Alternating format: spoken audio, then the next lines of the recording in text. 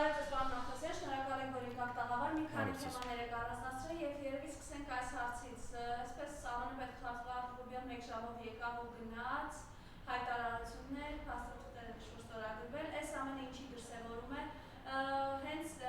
հարաբերությունների ուղիղ միջամտություն, հիբրիդային իրական պատերազմը հենց սա է, որի մենք ականատես ենք լինում, բայց գիտեք, այս իշխանությունները աջուձախ բղավում են, ռուսի շպիոններ, խնդրեմ այս ամենից կապված ձեր տեսակետը ևս մի քանի թեմաներ եք առանձնացրել, պիտի խնդրեմ նաև մանրամասներին անդրադառնալ պարոն Թևանյանի խայտառակ կալանավորման ու դրա հանգամանքներին, իշխող ՖՍԲ-ի ագենտներ են ման գալիս, փորձում գտնել այս ամեն ինչը, եւ նաև Ռուսաստանի հետ կապված մենք տեսնում ենք արդեն ռուս բազմաճապ պաշտոնյաների կողմից ուղիղ, այսպես ասենք, հայտարարություններ են գալիս, ԵԱՏՄ-ից դուրս գալը ինչի կհանգեցնի եւ արդեն նաև Լասում հարյուրավոր մեքենաներ կանգնած են, հայ վարորդները կանգնած են, ապրանքը բերք կլինի, ծառայ կլինի, ինչ կլինի, ամբողջությամբ չանում են, համեցեք։ Երևի սկսենք Թևանյանի անշնորհք կարված գործից, երբ Թևանյանի նկատմամբ քրեական հետապնդում սկսվեց,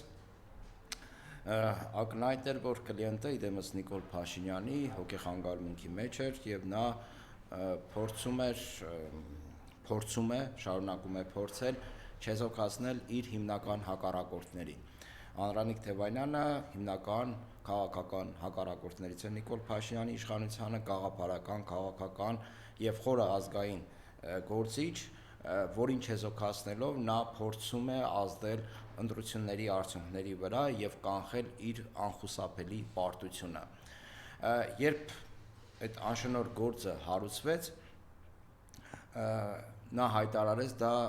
Վանաձորում հանրահավաքի ժամանակ եւ այն ժամանակ կասկած հայտնեցի, որ ԱԱԾ-ն հատուկ քննչական ծառայությունը հենց այդ պահին են իմացել, որ պետք է քրեական հետապնդում իրականացվի Անդրանիկ Թևանյանի նկատմամբ փնթի անշնորհք գործով, այդ գործը հարուցվել է 4 բառ արտասանելու համար, դա պետական դավաճանն է, լրտեսը, ՖՍԲ-ն ու 600 չգիտեմ քանի հազար դոլար։ Այդ 4 բառը մեկ էլ պետական գաղտնիք է, կարող ենք այդտեղ տեղավորել, որը բացարձակ սուտ է, այդ վերջինը։ Այդ 4 բառերը արտասանելու Անդրանիկ Թևանյանի նման ազգային պետական գործին արատավորելու համար իրենք նախաձեռնեցին այս ամեն ինչը եւ բնականաբար հիմնական խնդիրներից մեկը գոնե միջև ընտրությունները մեկուսացնել Անդրանիկ Թևանյան քաղաքական գործին, ով մեծ ազդեցություն ուներ հատկապես Երևանում, իսկ Երևանում, ինչպես գիտենք, Նիկոլ Փաշինյանը ահավոր վատ վիճակում է, ահավոր ձևի կրվում է, եթե այդպես ժողովրդական բառով ասենք։ Երբ հետո արդեն երբ տեղի ունեցավ այդ fake գործի ընթացքը, քրեական հետապնդումը, կենտրոնական ընտրական հանձնաժողովի կողմից դակումը, որ հետապնդում իրականացվի պատգամավորի թեկնածու Անդրանիկ Թևանյանի նկատմամբ, հետո արդեն դատարանում կալանքի խափանման միջոցի քննման ժամանակ, ես կարող եմ մեջ բերել փաստաբան Օրբելյանի խոսքերը, գնահատականները, որտեղ նա ասում է,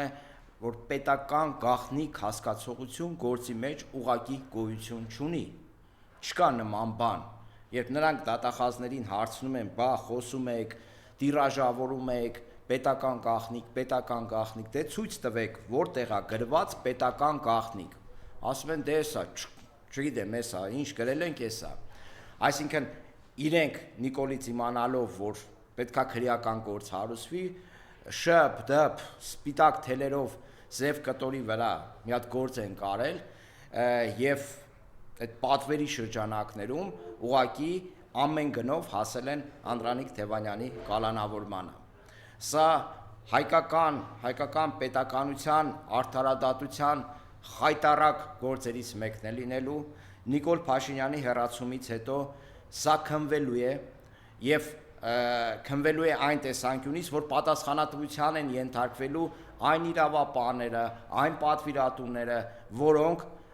նախաձեռնել են, կազմակերպել են, դակել են այս քրեական գործը։ Անդրանիկ Թևանյանը շուտով ազատության մեջ է լինելու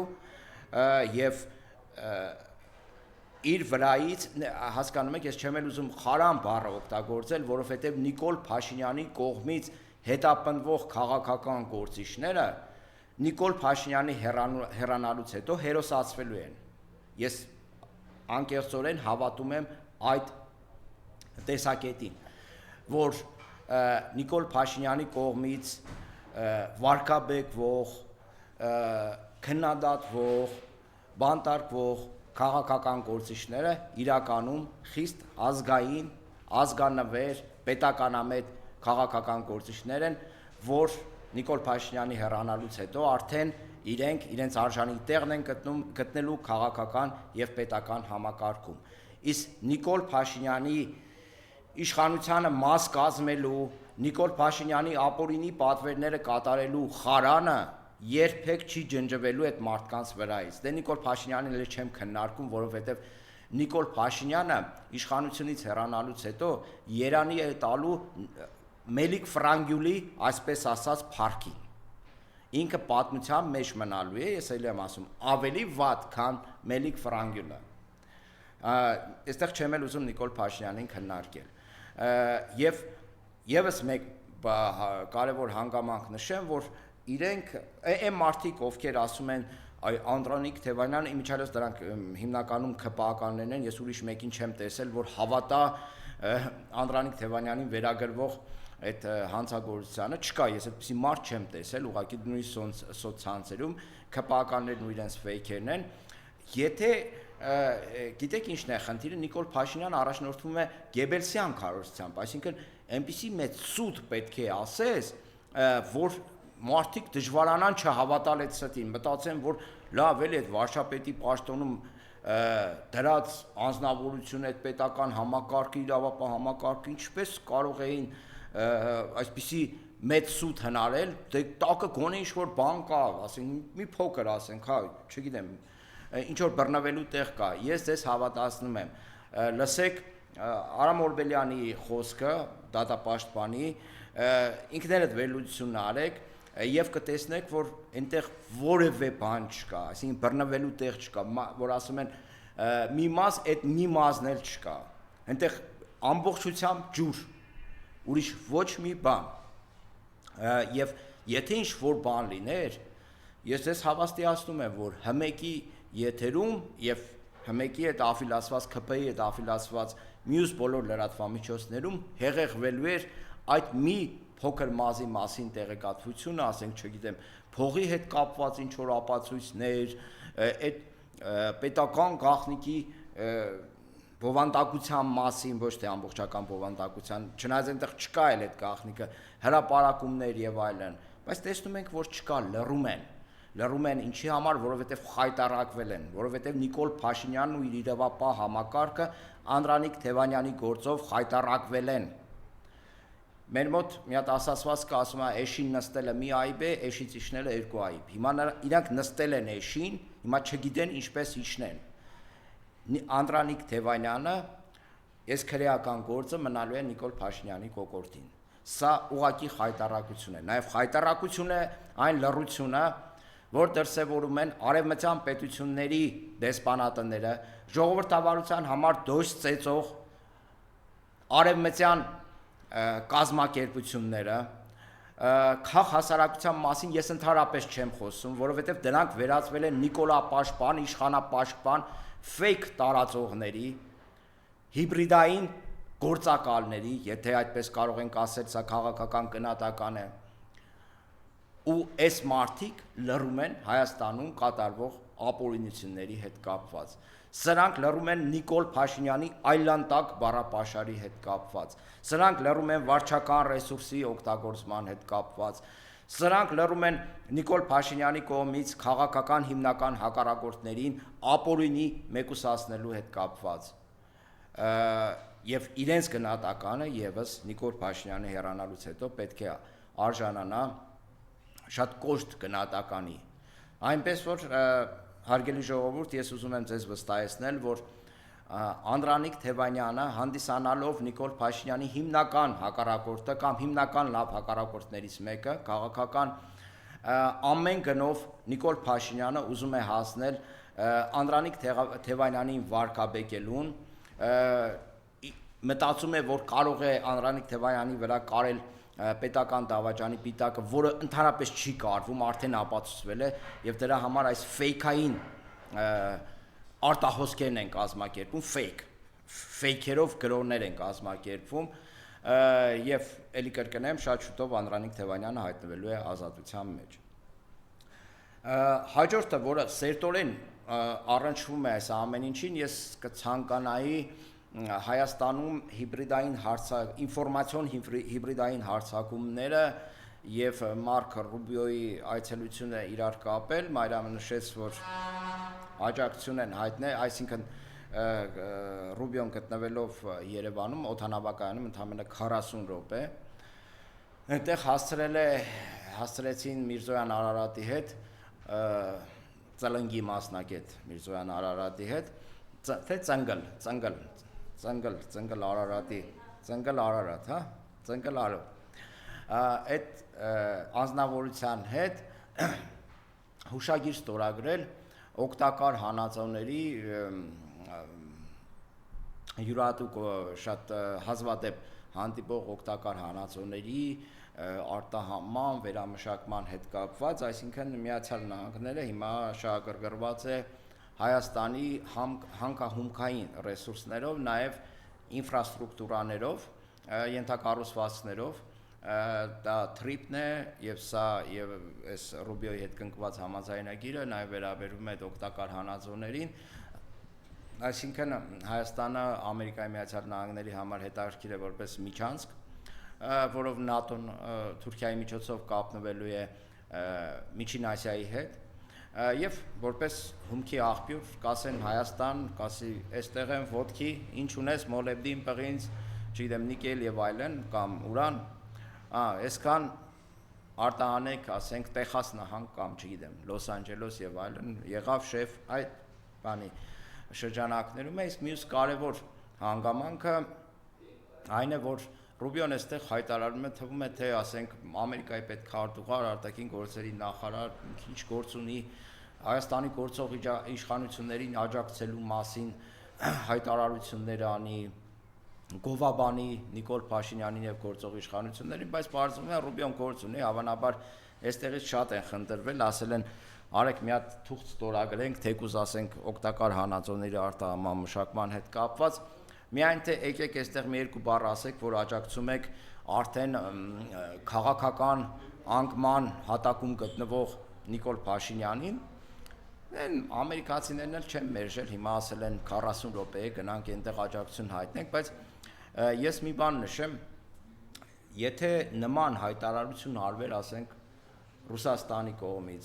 Լավրովի կողմից, կամ որևէ պաշտոնյայի կողմից ռուսական, լավ պաշտոնյա էլ չի, ասենք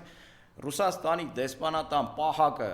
եթե կանգներ հայտարարություն անել Նիկոլ Փաշինյանին պաշտպանելու, դուք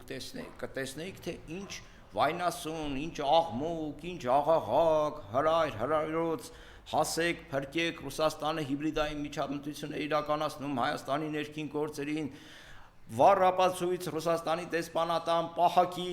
աջակցությունը ընդդիմությանը կամ ընդդիմության որևէ մի լիդերի, բայց որ Մակրոնը, Ռուբիոն, մնացածներին էլ չեմ ասում այդ Եվրամիության եվրաչինովնիկները, որոնց ժամանակին Նիկոլ Փաշինյանը Եվրայոնջա էր ասում, դրանց աջակցության վրա աշկ է փակվում, դա հիբրիդային միջամտություն չի, դա միջամտություն չի Հայաստանի ներքին գործերին, դա փորձ չի ազդել Հայաստանի ընտրողների տրամադրությունների վրա, դա ասենք ժողովրդի կամահարտահայտությունը աղճատելու դրսևորում չի, այս մասին իրենք լռում են, որովհետև իրենց հիմնական նպատակը այսպիսի հիբրիդային հարձակումների, հիբրիդային միջամտության միջոցով, որի մեջ մեղադրում են Ռուսաստանին, բայց իրականում հակառակ կողմից է, ամեն գնով հասնել Նիկոլ Փաշինյանի վերարտադրությանը, որը ամեն օր դառնում է այլևս անհնար, այսինքն ինչ անում են ուղիղ հակառակն է, ուղիղ հակառակ ազդեցությունն է գործում ժողովրդի տրամադրությունների վրա, բոլոր ողջախոհ, ազգի պետության ապագայով մտահոգ մարդիկ արդեն հասկացել են, թե իդեմս Նիկոլ Փաշինյանի ում հետ գործ ունեն խարտախ, մանիպուլյատոր, բանսարկու, խառնակիչ, քաղաքական գործչի հետ, որի միակ գերագույն նպատակը իշխանության վերարտադրվելն է։ Եվ հետևաբար հունիսի 7-ին ես կոչ եմ անում ակտիվ մասնակցել ընտրություններին եւ ձեր ձայնը տալ ընդդիմության որևէ ներկայացի, իրական ընդդիմության որևէ ներկայացի։ Ես ֆեյքերի մասին խոսեցինք, ես վերջի շրջանում քաղաքասարակություն, ճակերտավոր բառն եմ օգտագործում, քաղաքասարակություն կոչվող այդ խմբակի կարկառուն ներկայացուցիչները կամ ներկայացուցիչը մերձ ԿՊԱ-ական տելեգրաման ալիքները, ինչպես նաև դրան հետո միացավ հանրային հեռուստաընկերությունը, թե հաղորդավարների ու թե լրատվական թողարկումների միջոցով տարածում է մի ակնհայտ ֆեյք կայքի, ֆեյք տեղեկատվություն եւ դրանով փորձում են լվանալ Հայաստանի քաղաքացիների ուղեղները, փորձելով ցույց տալ այն մասը, որ ես նշեցի, դրանք ուղղակի հիբրիդային ազդեցություն, մասնակցություն, հարձակում կարելի է համարել, բայց դրանք մոռանում են ֆեյք կայքերի միջոցով ֆեյք տեղեկատվություն տարածելը, այդ ֆեյք տեղեկատվությանը հավատալով նշում են, որ սա հիբրիդային հարձակում է Հայաստանի վրա, տեսեք, ինչ որ, չգիտեմ, գործակալներ են, հանրային կարծիք ձևավորող լիդերներ են, այս կողմ ինչ որ հեքիաթներ, կատարյալ աբսուրդ, ասենք ես կարող եմ տպել, որ ինչ որ մեկը մի հատ fake Facebook-յան էջ կամ բան է բացում, որ էջ է բացում սայթ, որտեղ նշում է, որ ԿՊԱ-ականներից մեկը սեքսուալ մանյակ է, ենթադրենք։ Ու սկսում են դա տարածել։ Ոչ հեղինակ կա, ոչ խմբագիր կա, ոչ կոնտակտ կա, ոչ հասկանում ես որտեղից են ֆինանսավորվում։ Այդ տարածում են, ասում են հավատացեք, քննություն սկսեք, ժողովուրդ։ Քննություն սկսեք, որ չգիտեմ ինչա։ Այսպիսի աբսուրդ, այսպիսի այլանդակություն կարող էր տեղի ունենալ միայն Նիկոլ Փաշինյանի իշխանության պարագայում։ Այս մարդիկ Հայաստանը միջև կոկորդը ներքաշել են կեղտի մեջ։ Այս կեղտից դուրս գալ է պետք, որովհետև այն ատելությունը, այն թույնու թարախը, այն հակամարտությունը, այն չգիտեմ, այդ կեղտը, որ իրենք տարածում են հասարակության մեջ ու հասարակությանը հանում են իրար դեմ, պատերազմը բոլորի դեմ, սա ուղղակի արդեն ազգային անվտանգության խնդիր է, սա կանգնեցնել է պետք։ Այսպիսի այլանդակություններ այլևս հանդուրժել պետք չի, էլի կրկնեմ, հունիսի 7-ը լավ հնարավորություն է մասնակցել ընտրություններին, բարձր մասնակցություն ցուցաբերել, կատարեք ձեր քաղաքացիական պարտքը եւ կտեսնեք, թե Նիկոլ Փաշինյանի քաղաքական ապագան ինչ տեսք ունենա դրանից հետո։ Այսօր բղավում է հարուսաշարի ժամանակ մարդ պիտի խելագար լինի, որ 300,000 ադրբեջանցիների վերադարձության որոշ պատրաստի։ Ես խնդրեմ այս մասով, ձեր տեսակետը հայտնեք եւ ինքը ասում է, քանի ես իշխանության լինեմ, երաշխավորում եմ, որ 300,000 ադրբեջանցիների վերադարձ չի լինելու։ Իսկ կարող է 250,000 լինի։ Խոսքի, ասենք 150, 100, չգիտեմ։ Կարող է 300,000, չէ, 300,000 5 տարի հետո կարող է լինել։ Բայց այդ բանն էլ է ճիշտ ասում, որ քանի ինքը բանա, վարչապետա, 300,000 ադրբեջանցի չի լինելու, միակ խոսքն է, որ ես հավատում եմ Նիկոլ Փաշինյանի, որովհետև իրեն մնացել է 15 օր վարչապետի պաշտոնում մնալու ու լավ, այնտեղ ազգային ժողովի լիազորությունների փոխանցում ամիս, 2 ամիս, չեմ կարծում, որ այդ 2 ամսվա մեջ 300,000 ադրբեջանցի իրեն կարողանան տեղավորել Հայաստանում։ Իսկ եթե մնաց իշխանության, ժողովուրդ ջան, մենք մեր գնահատականները տալիս պետք է հետևյալ ԿՊԱ-ական իշխանությանը հետևյալ մոտեցումը ունենանք, որ այս մարդիկ պրոֆեսիոնալ, հատկապես Նիկոլ Փաշինյանը ստախոս է։ Ինչ ասում են, ուղիղ հակառակն է լինում։ Ուղիղ հակառակը, ինչ ասել է, ուղիղ հակառակն է եղել։ Հիմա ասում է սուտ է։ Ես դրանից ավելի եմ լարվում եւ հասկանում եմ, որ դա եթե ինքը հիմա ասում է սուտ, դա մի օր դառնալու է իրականություն։ Այդ ժամանակ ասելու է դա իրավիճակ փոխվեց, այն ժամանակ մի քիչ ավելի հայրենասեր էի, քան հիմա, այ հավատում էի, որ չգիտեմ, Հայաստանը կարող է որպես մոնոէթնիկ պետություն զարգանալ, հիմա այլևս չեմ հավատում, դա հնացած քարանձավային հայրենասիրություն էր եւ հարգելիներս պատրաստվեք, որ պետք է հազարավոր, լավ 300,000 չի, 299,000 ադրբեջանցի բնակվի ձեր կողքը։ Բայց որտեղից է գալիս այս խոսակցությունները։ Այս խոսակցությունները ոչ հնարել է անդիմությունը, ոչ ընդդիմությունը կապ ունի այս խոսակցությունների հետ։ Այս խոսակցությունները առաջ է բերել Արևմտյան Ադրբեջանը, Ալիևի շուրթերով, իրենց սիրելի կառուցողական Ալիևի շուրթերով, Ալիևն է ասել, որ իրենք առաջադրում են ադրբեջանցիների բնակեցումը, պահանջում են, առաջադրում են այդ խնդիրը, որ ադրբեջանցիները բնակվեն Հայաստանի Հանրապետությունում։ Դա հիմնավորում է, որ մի ժամանակ այստեղ ինչ որ ապրել են եւ այլն, այդ մարդիկ պետք է գան ապրեն եւ այլն։ Առաջինը ասել է Ադրբեջանը, Ալիևը իրենց սիրելի։ Հետո գոյություն ունի արևմտյան ադրբեջանցիների կոնգրես հասկացողությունը, որի առաջին նիստը գումարվել է Ստամբուլում, երկրորդը Կարսում, թե Բաքվում, չէ, կդժվարանամ կարող սխալվեմ, իսկ երրորդը նախատեսվում է Օրդուբադում կազմակերպվել հունիսի 18-ին։ Եվ արևմտյան Ադրբեջանի հիմնական գաղափարն այն է, նա հասարակական կազմակերպություն է, բայց ինչպես գիտենք, հասարակական կազմակերպությունները Ադրբեջանում դրանք Ալիևի գրասենյակին կից կազմակերպություններ են եւ առանց Ալիևի թույլտվության, աջակցության եւ ֆինանսավորմամբ այնտեղ որևէ բան չի կատարվում։ Եվ այնտեղ քննարկելու են տարբեր հարցեր, իրենք հռչակում են Հայաստանը որպես արևմտյան Ադրբեջան, դրանից բխող բոլոր հետևանքներով, եթե իրենց ընկալմամբ Հայաստանը արևմտյան Ադրբեջան է, հետեւաբար արևմտյան Ադրբեջանում ապրելու են ովքեր ադրբեջանցիներ, ու հայերի գոյությունը կարող մի քիչ հանդուրժեն մի որոշ ժամանակ, հետո արդեն իրենց ձևերով հայերին կասեն բարի ճանապարհ։ Ես էս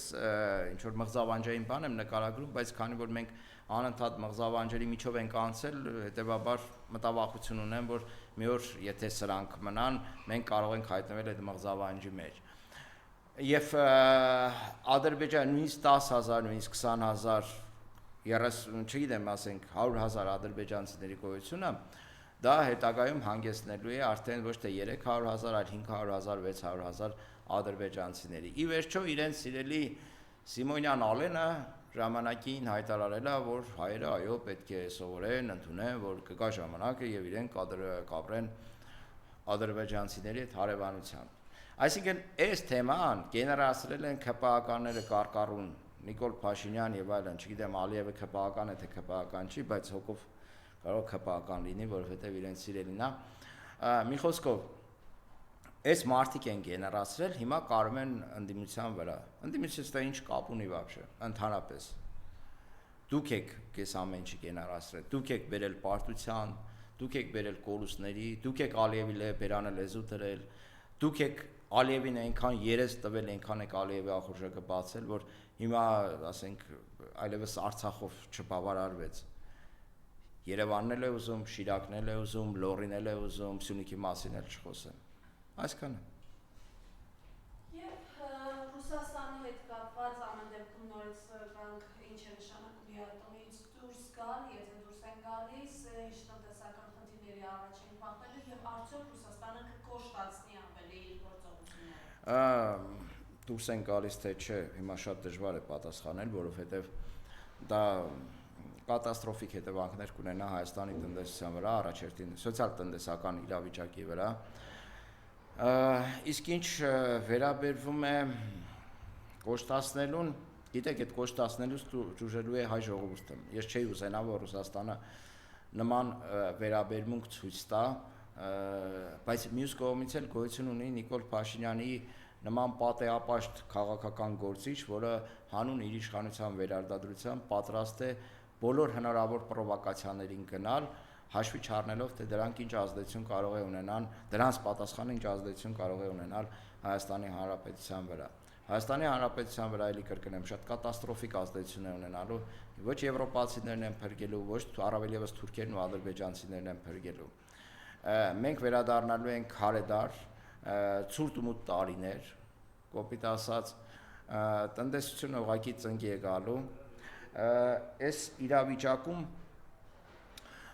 մեղադրել Ռուսաստանին, որ նման քաղաքականություն հնարավոր է վարի, մի քիչ դժվար է, որովհետև Նիկոլ Փաշինյանի ու ԿՊԱ-ականների խոսույթը տեղավորվում է հետևյալ օրինակի մեջ, ես բերեմ այդ օրինակը, կարծում եմ շատերին պարզ կլինի, ինչ է խոսում Նիկոլ Փաշինյանը Պուտինի եւ Ռուսաստանի հետ, ասում է, մենք ԵԱՏՄ-ի մեջ ենք, բայց որ պահը կա արդեն Եվրոպայից լավ առաջարկ լինի, հասունանա Եվրամիության անդամակցություն, այդ ժամանակ կմտածենք, հասկացնում եմ, որ դուրս կգանք, այդ ժողովուրդ նման է մոտավորապես, որ դուք կին առնեք, գնաք ամուսնանաք մի կնոջ հետ, այդ կինը ասի, գիտես, հա, լավ է, որ իրար հետ ամուսնացել ենք բան, բայց տենց էլ շատ գոհ չեմ էլի քեզանից, նայենք, տեսնենք, եթե ասենք մի հատ հարմար ամուսին եղավ, ու այդ ամուսինը ինձ ուզեց, այդ դեպքում ես կթողնեմ, կգնամ այդ մարդու մոտ, բայց քանի որ չկա այդ ամուսինը, այդ խոսակցություններն են մի քիչ անհետեթ, իրար հետ տես յոլա կգնանք, մինչև տեսնենք ինչա լինելու, այդ մակարդակի խոսակցությունն է, այդպիսի այդ բնույթով խոսակցություն վարող քաղաքական, պետական գործին, առավելես երկրի ղեկավարին, որը մեկը չկարող արդեն լուրջ վերաբերվել։ Այդ մարդիկ արդեն բարոյապես, քաղաքականապես մաշված գործիքներ են։ Եվ եկել է այդ մաշված գործիքը նորով, այսինքն գործիքը չենք փոխարինում, այդ մաշված գործիքին հեռացնելու պահը։ Իսկ նոր ղեկավարները արդեն կլինեն ոչ թե գործիքներ, այլ Հայաստանի շահերը սպասարկող կառավարություն, պաշտոնյաներ, եւ ես ասում եմ, որ մենք նույնիսկ այդ դեպքում չթույլատնենք հանրային ճնշումը, որովհետեւ իշխանությունը այնպիսի բան է, որ միշտ ինքը այլասերվում է եւ մեր ուժեղ կողմը պետք է լինի այն, որ հասարակությունը միշտ մնա ակտիվ, ստապ, արթուն, կատարիր քաղաքացիական պարտքը, ինչպես պետք է կատարեք հունիսի 7-ին, եւ ձեր ուշիմությամբ, ուշադրությամբ կանխեք յուրաքանչյուր իշխանության կողմից, յուրաքանչյուր ապօրինի, հակապետական, հակազգային շահ։ Եվ ծնգլանող, ծնգլեղած Արարատ Միրզոյանի հետ կապված է, Ռուբեն Վարդանյանի ծննդյան օրը լրագրող մերի գերիների մասին հարցի, ծնգլարի կադե, խնդրեմ, երեքոցից լղոզել իր ասացը, բայց մի բան ասեմ, հիմա իր անունը Արարատ է, թե Արաբատ, թե Աղրդաղ։ Հիմա ես չգիտեմ, Նիկոլ Փաշինյանը Արարատ Միրզոյանի ոնց է վերաբերվում, կարող է դրա մեջ տեսնի ռևանշիստական դրսևորումներ, ասենք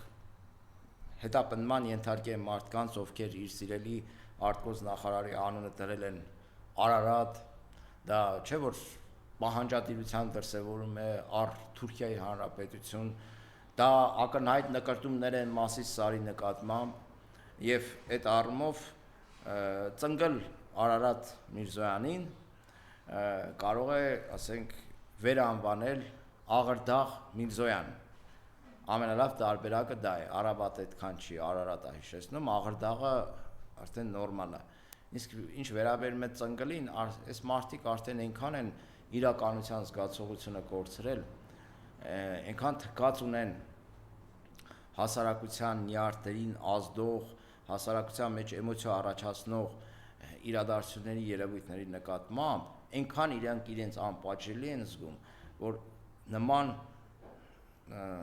ես վիրավորական բառեր չեմ ուզում օգտագործել, նման վերաբերմունք են, հանրային վերաբերմունք են ցույց տալիս։ Ես Աղրդաղին որևէ բան չունեմ ասելու, ինքը ինձ համար, ասենք, եղած չեղած մի հաշիվ է, ինչարից ասեմ, Հայաստանի համար էլ Աղրդաղը եղած չեղած մի հաշիվ է։